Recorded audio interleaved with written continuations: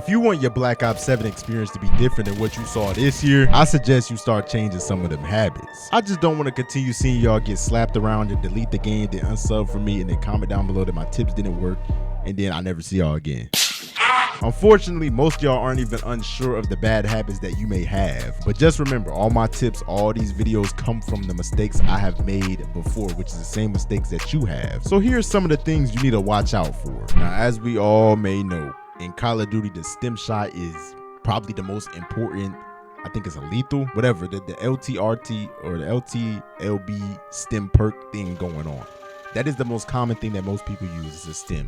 Only time you'll see other people use something else like a stun grenade if they're going for challenges, or they playing ranked, or they in a tournament or competitive, anything like that. Most times when people are playing casual, they are using a stim shot unless they just don't know to use a stim shot or they haven't unlocked it. It's usually something like that. But if they have it unlocked and it's casual play, most people will use a stim shot. But you see, that's the problem right there. The stim shot actually can go against you, which brings me to the first habit that I used to make, which is stim shotting after every kill or stim shotting too frequently. Now, I would say in Black Ops 6 and in Black Ops 7, the stim shot, it regens a lot more slower. I would say it was most fastest in like Cold War. It was real fast in Cold War. You can just stim away and it would come back after every gunfight. Stim, come back, come back, come back.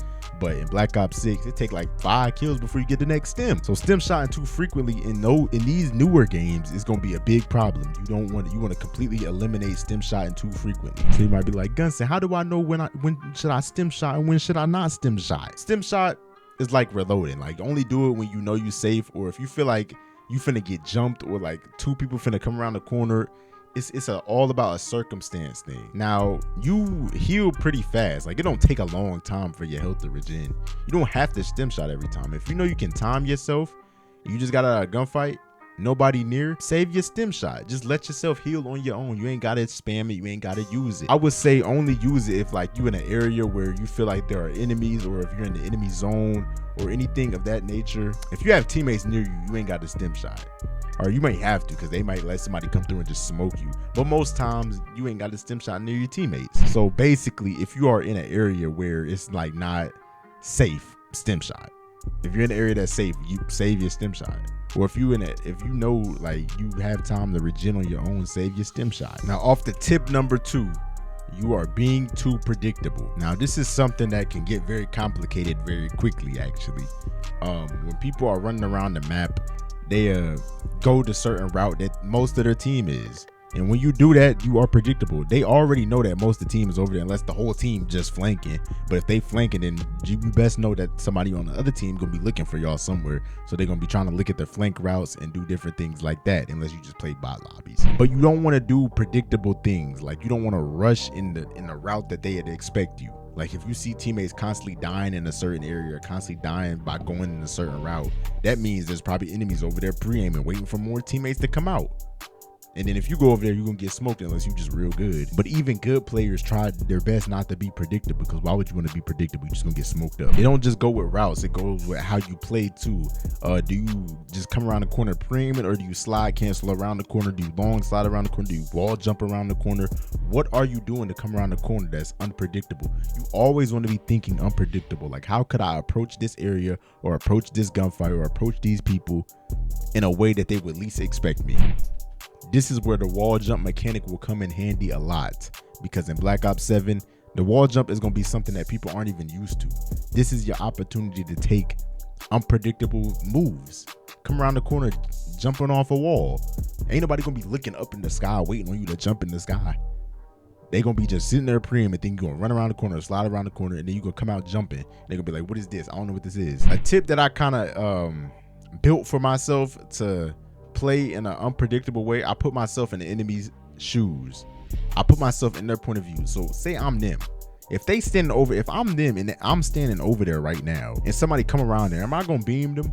If they come around there like that, if they come around walking like pre-aiming like that, am I gonna beam them, or they gonna beam me? But now if they come out jumping like crazy, who gonna win? I'm not gonna lie, I'm gonna get shook at. I'm not gonna know what's gonna happen. Lay in unpredictable spots and stuff. Like, if you know enemies are rushing through a certain route, just lay down like in a corner that they would not expect you. Like lay down. Like, I've killed so many different people doing that, just laying in the corner. People are, oh, you're camping.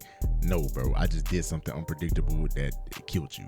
I wasn't camping. I was just tactically waiting on you to come through, and I smoked you. There's over a million different ways I can go on days and days about how you can be unpredictable in any scenario. I'm gonna make a whole video on that actually. So comment down below if y'all want to see how y'all can be most unpredictable in Call of Duty Black Ops 7 or any FPS game. Anyways, bad habit number 3, not watching team death markers. Now, you might be like, oh, you already told us to do this, but now we got to review it because I ain't told y'all in about a year. So here we are again. You want to be watching the team death markers. I'm even guilty of sometimes slipping up. I sometimes don't be watching the team death markers. I just be looking at different routes and checking different things. I forget about where my teammates are dying. You want to look at the team death marker on the map and then kind of predict based off that, like, okay, he just killed somebody over there. Is he gonna run through here or is he gonna go through there? Let me show y'all an example of what I'm talking about. All right, here's a great example of what I'm talking about. Now, as we can see, we in the hard point right here with it.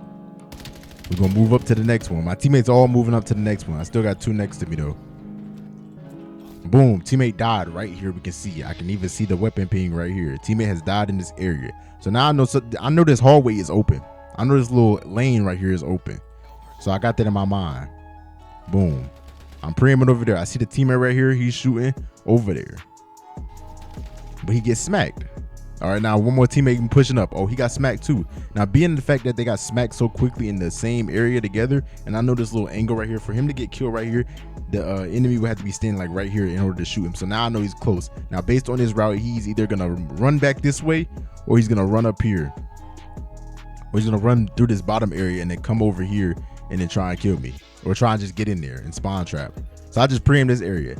Now he couldn't even have jumped up in this window because teammate is standing right here. He either the best thing he can do is run away. Look, he ran through right there. I ended up killing him for it. That's how you can use the enemy death marker, not the enemy death marker, but the team death marker to your predictions and predicting where the enemies are. That's very self-explanatory. If y'all want me to make a video on how to predict the enemies, I know I already made one in Black Ops 6, but you know, we got to update it. We got to do some better tips. We got to come back strong. If y'all want that, then just comment down below and let me know what y'all want to see. Now, off to tip number 4, habit number 4 is not understanding what weapon you're using and using it accordingly to based on how or what weapon you have. So basically, if you have an SMG, right, you might be trying to shoot from long range and it's an SMG with a lot of recoil. This is something that cannot happen. All right, if you're trying to shoot long range SMG with a bunch of recoil against somebody who has an AR or against somebody who just has a better gun than you that's not recoily from long range, you're gonna lose unless you know how to control the recoil a lot.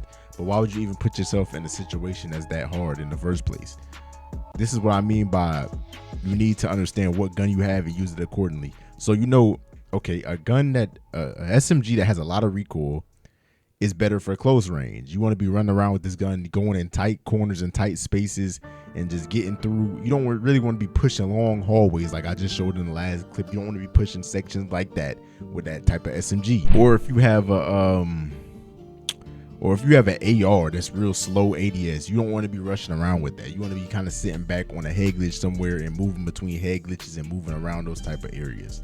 So basically, based on the type of gun you have or the type of construct of the gun you have, you're gonna move a certain way around the map, or you may not move at all.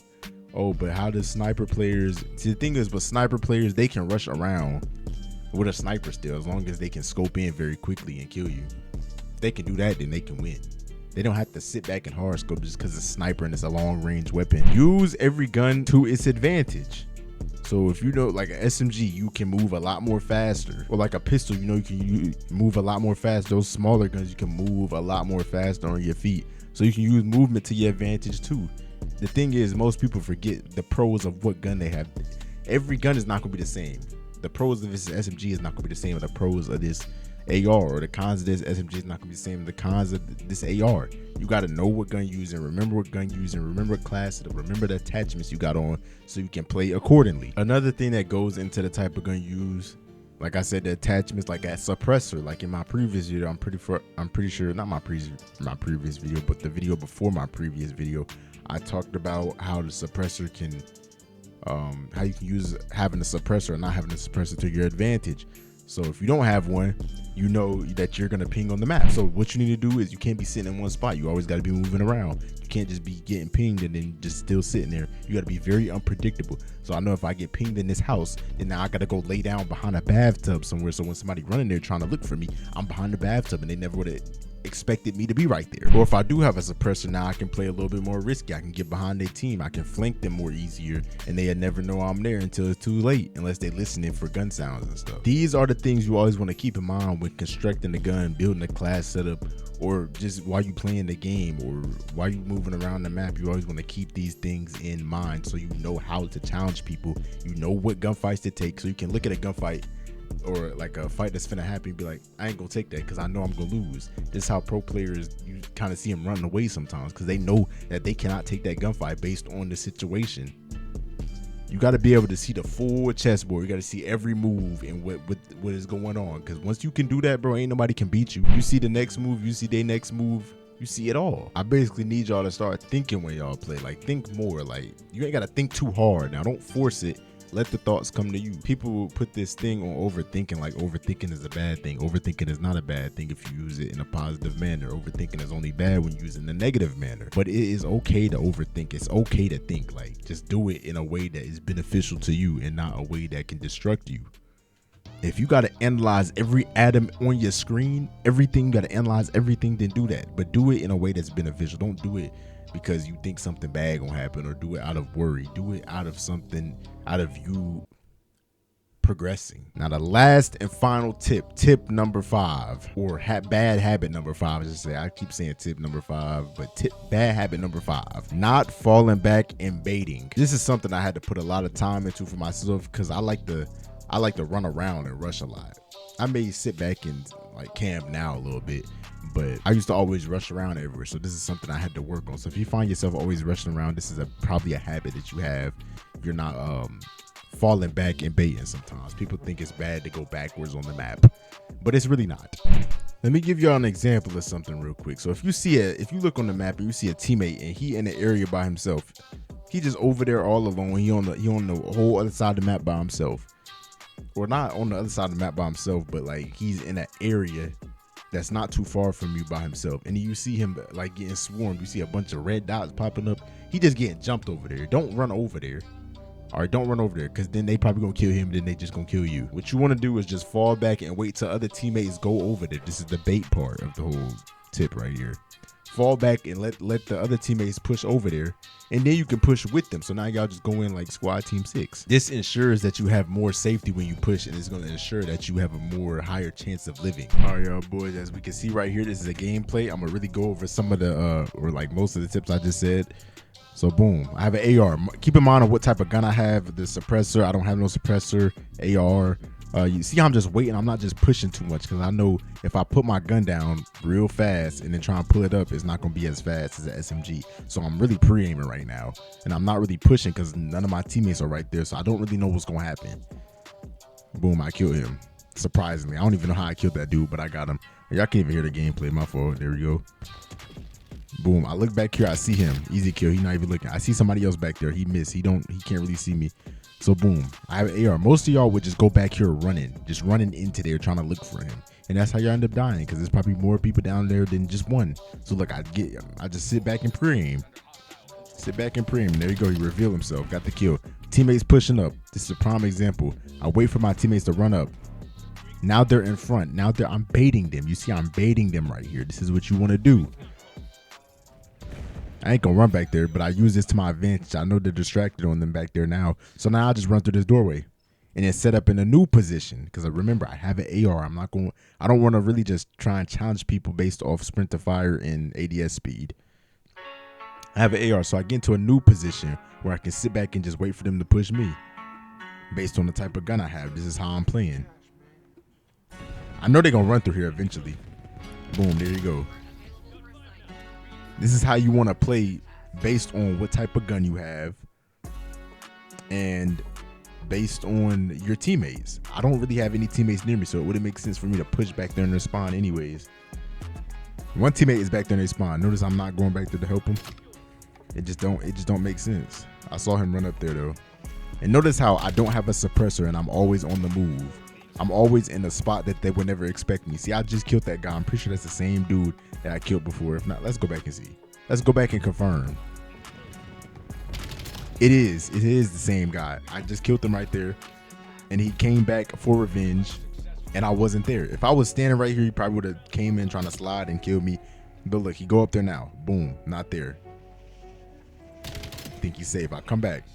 This is how you want to play with a suppressor. And once again, I just killed that dude right there. Probably pinged me again. So I want to move, or I want to set up in a way to where I can kill whoever's next.